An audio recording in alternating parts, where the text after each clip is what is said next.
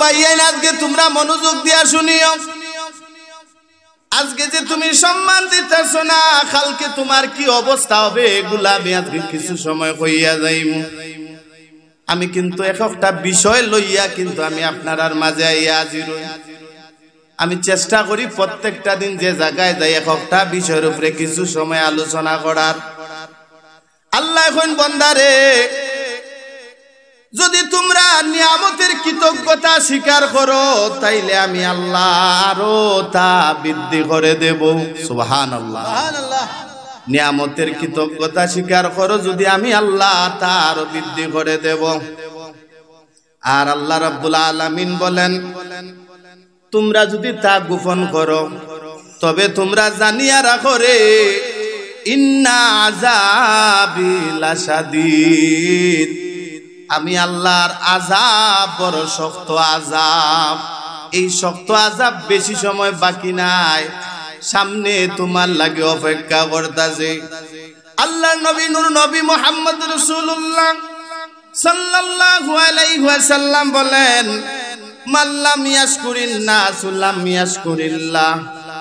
যে মানুষের কৃতজ্ঞতা স্বীকার করে না সে আল্লাহর কৃতজ্ঞতা স্বীকার করল না ও ভাইয়া ও ইয়াং জেনারেশন ও আমার যুবক ভাই বললে আমি আপনার উদ্দেশ্য করে বলি আমরা যে সময় পড়ালেখা করছি আমরার উস্তাদে যদি আমরারে কোনো জিনিস শাসন করছে বা কোনো জিনিস আমাদেরকে আদেশ করছে আমরা তাৎক্ষণিকভাবে চেষ্টা করছি আমাদের উস্তাদের কথা পালন করার মতো কিন্তু এখন এমন এক যুগ আইয়া পড়ছে এমন এক সমাজের মাঝে আমরা বাস করতেছি কোন উস্তাদের ছাত্র অগলতরে কইতে অনেক সময় ডরায় নানি কেনে ডরায় জাননি এমন ছাত্র অকল আছে রে তারে যদি কোনো কিছু কয় পাল্টাই আরো তিনখানো জবাব দিলায় আছে নানি এরকম আগে আমরা যে হুজুর অকলতের আঘাত খাইছি এখন তো তারা বেত্রাঘাত দিয়ে আঘাত করতো ডরায় অনেক বিয়াদব অকল আছে ডাকাইত অকল আছে ফাজুনকারিলায় এইরকম অসংখ্য ঘটনা ঘটতাছে এর লাগি অনুরোধ করি কইরাম আজকে যদি দুনিয়ার জমিন তুমি মানুষকে সম্মান করো কালকে এই দুনিয়ার জমিন আল্লাহ তোমারে সম্মানিত করবা বলেন সুবহানাল্লাহ এই জন্য রাসূল পাক সাল্লাল্লাহু আলাইহি ওয়াসাল্লাম বলেন উস্তাদের হক এবং আদব সম্পর্কে আমার নবীজি বলেন ও আমার উম্মত হল তোমরা কুরআনী ইলম বাহকদেরকে তোমরা সম্মান করো বলে তাদেরকে সম্মান করলে কি ফায়দা হবে জানোনি তাদেরকে সম্মান করলে ফায়দা হবে কি জানোনি রে আল্লাহ নবী সাল্লাল্লাহু আলাইহি ওয়াসাল্লাম বলেন তোমরা যদি তারারে সম্মান করো তোমরা যেন আমি নবীরে সম্মান করছো সুবহানাল্লাহ তোমরা যদি তাদেরকে সম্মান করো তাইলে যেন আমি নবীরে সম্মান করিলাইছো আর আমি নবীরে সম্মান করা মানে আমার আল্লাহকে সম্মান করা বলেন সুবহানাল্লাহ তাইলে কার দ্বারাতে উস্তাদ অকলতরে সম্মান করার কথা কে কইছেন আমার নবীজি কইছেন মা মুরব্বিরে দেখলে সম্মান করার কথা কে কইছেন আমার নবীজি কইছেন এই যে একটা উদাহরণ দেই কোন জায়গার মাঝে যদি বাবার বয়সী বৃদ্ধ মানুষ যদি বসা থাকে হায় রে হায় কি জুগাইল রে আগে দেখলে মানুষ লামি যাইতো কি সালাম দিয়া যাইতো কইতো আসসালামু আলাইকুম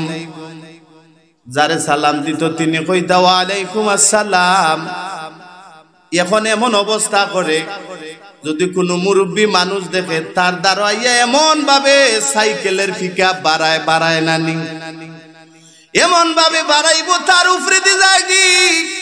ও যুবক ও আমার ভাই হল রে এই সময় তারা তোমারে দোয়া দিত না বরং কিতা কইব জানোনি ও সময় হরি যাওয়ার কি পরে কইব কত বড় বিয়াদফের ঘরের বিয়াদব হয় নানি মানুষে এইভাবে গালি দেখো বিয়াদফের ঘর বিয়া দেখলাইনি আমরা এতটা মানুষ এই জায়গায় বসা এমন ভাবে গেল বালু হইয়া তারার চৌকি দিয়ে আমানি আরম্ভ হয়ে যায় এইরকম কিছু যুবক সকল আছে ও ভাই তোমার হাতু পাও ধরিয়া যায় অনুরোধ করি বলি, আজকে যদি তুমি তারারে সম্মান না দাও, কালকে তুমিও সমাজের মাঝে সম্মান পাইতা নাই। আর আজকে যারা দুনিয়ার জমিনও যাদেরকে সম্মান করবা, আল্লাহ তোমার কালকে দুনিয়ার জমিনও তোমারে সম্মানিত করবা। এর লাগি তো নবীজি কইন মাল্লাম ইয়াশকুরিন নাসু লাম ইয়াশকুরিল্লাহ। যে মানুষের কৃতজ্ঞতা স্বীকার করে না, সে আল্লাহর কৃতজ্ঞতা স্বীকার করে না। এর লাগি আমি অসম্মানিত ভাইরা, আমার যুবক ভাইরারে অনুরোধ করে কইরাম, এই সমাজের মধ্যে উস্তাদ হলতের মর্যাদা সবার উপরে। কারণ আজকে আমরা যে এই জায়গার মাঝে আইয়া বইয়া আজকে যে আলোচনাটা করতেছি, যদি আমরা উস্তাদের ধারণা যাইতাম তাইলে কি আমরা এইভাবে কথা কইতে পারতাম না। এখন কথা হইল গিয়া, কোন হুজুরে যদি কোন সন্তানে যদি আঘাত করে, ওই সন্তান এই জামানার মাঝে আমরা পড়ছি মাদ্রাসার থাকি হোক কলেজে হোক বাইর হইয়া বাড়িতে আইয়া বাপরে ডাক দিব আব্বু, বাপরে তাই মায়া দেখাইয়া কি তুইছে রে ফুট, ওই দেখছো নি মুল্লায় আমারে মারিয়া জ্ঞান ফাটাই লাইছে। বাবা দেখিয়া কিতা কইন জানো নি, ও তো আগা দিলারা। আমরা ছোট থাকছি মায়ের খাইছি, খাইয়া যদি বিচারও দিছি, আমরার মা বাপে আমরারে সান্ত্বনা দিছেন রে ফুট সবুর করো, উস্তাদে যে জায়গায় মারো সে জায়গা জান্নাত যাইব। আর এখন দেখা যায় বাপরে দেখা নির্ভতর খলজা উতলাইয়া উঠি যাইব কি। এখন ডাক দিব বলে, খোয়াই গেলে রে আব্দুর রহিম, খোয়াই গেলে রে আব্দুল সালাম, বারো বেন্দালো হুজুরে গিয়া দেখতাম হইব। এমন সাহস কেমন হইল আমার পুত্রে, আমি একটা বাড়ি দিছি না, কি মাইর মার ছেড়ে ফুলাই লইছে। আছে না এই সমাজের মাঝে অহরহ এই ঘটনাটা ঘটতাছে। এই যে দৌড় মারি দিছ গিয়া জিগাইবা এইভাবে কেমন করে তুমি মারলাই, এটার কারণটা কি?